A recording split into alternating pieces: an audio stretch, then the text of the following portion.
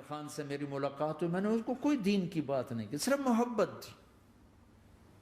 اب تک اس کے میسج آتے کہ میں زندگی میں کسی سے متاثر نہیں ہوا، تم پہلے آدمی ہو جس سے میں متاثر ہوں، میں نے کوئی جادو کیا، صرف محبت۔ میں جب گیا بڑی مشکل سے اللہ نے، ملاقات کا کوئی راستہ ہی نہیں تھا، وہ مجھے نہیں جانتا تھا، میں اسے نہیں جانتا تھا، تو کوئی موقع نہیں مل رہا تھا ملاقات کا۔ تو اللہ نے شاہد آفریدی کو بھیج دیا۔ شاہد آفریدی اس کی دوستی تھی، ہمارا جو کرکٹر ہے۔ میں نے اس سے فون پر کہا یار میری ملاقات تو کرا، اس نے ملاقات کروائی۔ تو اس نے مجھے کہا آدھا گھنٹہ ہے، آدھا گھنٹہ۔ جب میں پہنچا میکسیمم پونا گھنٹہ، میں کہا ٹھیک۔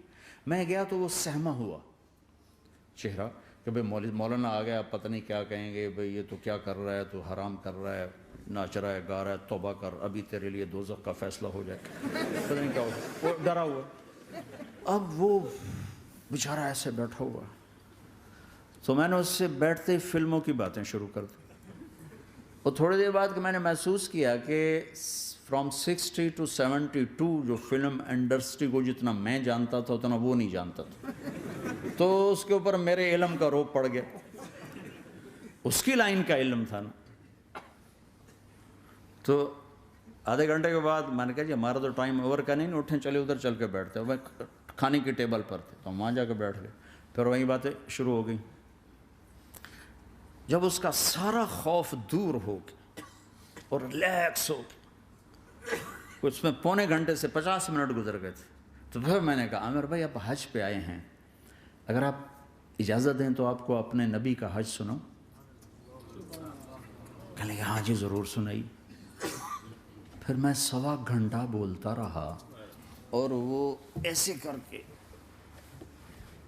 یہاں سے وہ یوں نہیں ہوا، 1.25 گھنٹہ ایسے بیٹھ کے یوں سنتا، ہلا نہیں اپنی جگہ سے۔ لوگ محبت کے بھوکے ہیں، تم فتوے دینا شروع کر دیتے۔ 2 گھنٹے کی ملاقات کے بعد جب ہم نکلے تو نیچے تک چھوڑنے آیا عامر خان۔ حج کے بعد میں نے کہا ایک ملاقات اور ہو جائے گا، ضرور ہوگی۔ پھر اس کا میسج آیا کہ میں مدینے چلا گیا ہوں، معذرت چاہتا ہوں۔ میں نے کہا میں مدینے آ جاؤں گا، میں مدینے پہلے ہو آیا تھا حج سے پہلے۔ تو اس نے کہا کہ آپ 14 تاریخ کو آ جائیں، 4 سے 6 کا ٹائم میں نے آپ کے لیے رکھا ہے۔ تو میں جنید اور ایک اور ساتھی ہم دوبارہ وہاں چلے گئے 4 بجے، 4:15 ہم اس کے ساتھ ہماری سٹنگ شروع ہوئی، 4:15 سے 10:15 تک 6 گھنٹے مسلسل، اور اس کے ماتھے پہ ذرا نشان نہیں آیا کہ میں بور ہو رہا ہوں۔ اور اس کے بعد ہم اٹھے، اس کا جی نہیں چاہ رہا تھا کہ ہم اٹھ کے چلے جائیں، محبت۔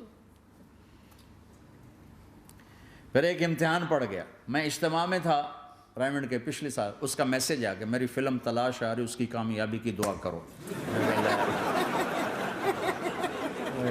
اے چنگی بڑی، میں کہا اب کیا کروں،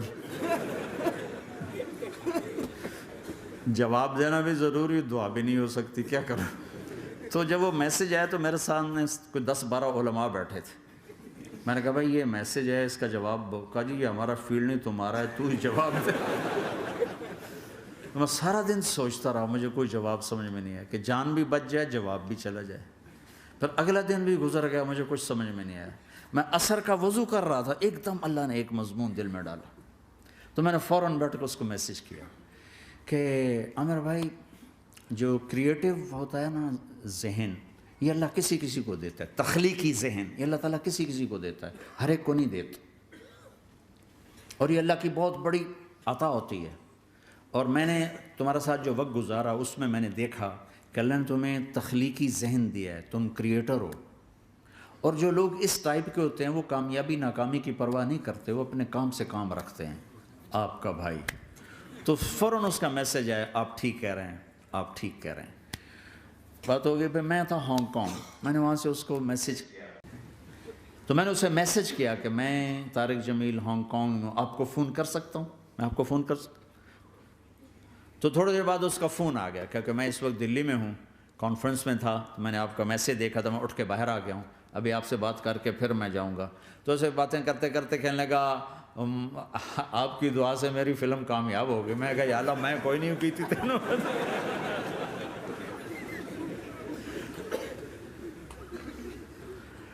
بھائیو محبتیں بانٹو, نفرتیں تو پہلے ہی بہت پھیل چکی.